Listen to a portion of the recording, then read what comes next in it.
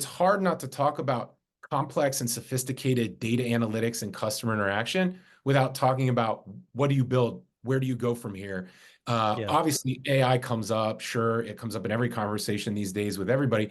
But where do you see this going? What is your sure, yeah. our hope is, or our roadmap is taking us to this really far off goal? What would that be, and how much of that is tech? Yeah, well, I think it's a great question. At Ardley, we like to say there's nothing artificial about our intelligence. And it's, I don't, I whether love it's that. AI or not AI, I do agree that, the analytics that we try to build, and we've got a lot of really interesting things coming down the pike this year, that let our customers play with their analytics, even from the standpoint of like, oh, what happens if I change my margin assumptions? Like, could I be more aggressive right now? Could I not be more aggressive right now?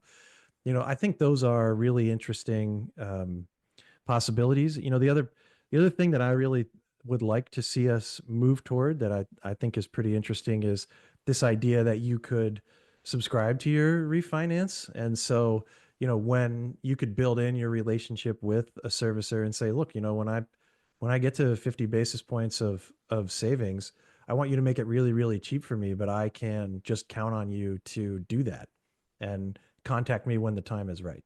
Mhm. And it's, my, as the consumer, my end of things is going to be, I'm going to keep making my payments on time.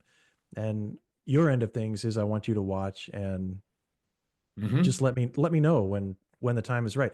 And maybe even give someone a way to say, well, I'm not gonna do it if the payback period isn't, it's got to be less than a year or less than 2 years or whatever it is. But you let a person give you that feedback and then be able to show them, oh, this is the right time.